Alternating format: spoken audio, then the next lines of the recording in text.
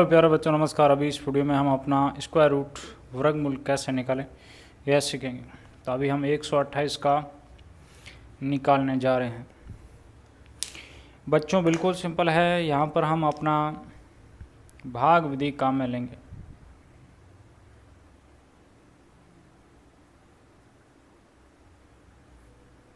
चलिए करना क्या है, एक बार सीख लिया तो उसके बाद आप किसी भी संख्या का वर्गमूल मात्र चंद सेकंड में निकाल पाएंगे। आपके राइट हैंड साइड से लेफ्ट हैंड साइड की ओर यानी इस तीर की दिशा में आगे बढ़ते हुए दो अंकों को साथ लेंगे अंडरलाइन, फिर आगे आए तो एक अंक की संख्या आ रहा है। कितना आ रहा है? 1। इस 1 के लिए हम एक ऐसी संख्या का चुनाव करेंगे 1 से लेकर 9 तक की खुद के साथ गुणा करने पर आपका 1 से बड़ा ना हो या 1 के बराबर हो। तो अब 1 गुणा 1 लेते हैं तो हमें 1 के बराबर मिल जाता है।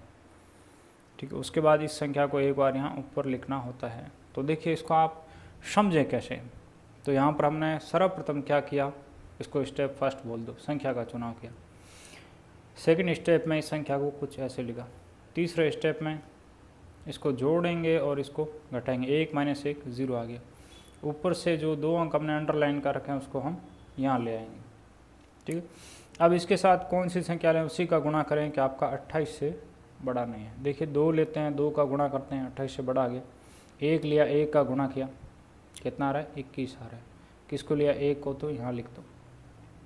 फिर वही बच्चों घटाना है और इसको जोड़ना है। अब मैं आपको एक छोटी सी ट्रिक बताना चाहूँगा। देखिए हम जानते हैं कि 144 का कितना होता है? √12।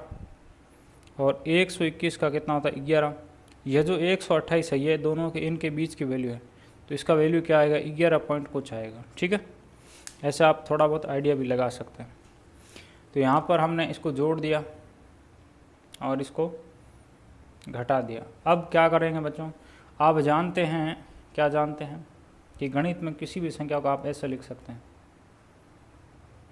इन आगे के 0 को काम में लेने के लिए हमें इस पॉइंट को हटाना पड़ेगा। तो इस पॉइंट को हटाते हैं तो ये पॉइंट आपका यहाँ ऊपर आ जाता है और इसमें 2 0 एक साथ लेकर चलना है। अब इसके साथ हम जैसे 3 लेते हैं, 3 का गुणा करते हैं। इसको लिया 3 को तो यहाँ ऊपर लिख देंगे। उसके बाद इसको घटाना है और इसको जोड़ना है। घटाने पे कितना आ गया और ऊपर से फिर हम अब इसके साथ जैसे 2 लेते हैं, 2 का गुणा करते हैं, इससे बड़ा आ रहा है। तो हमने जैसे 1 लिया, 1 का गुणा किया, इससे बड़ा नहीं है। किसको लिया? 1 को, तो यहाँ ऊपर लिख देंगे। यह जो आपका वैल्यू बना है कितना,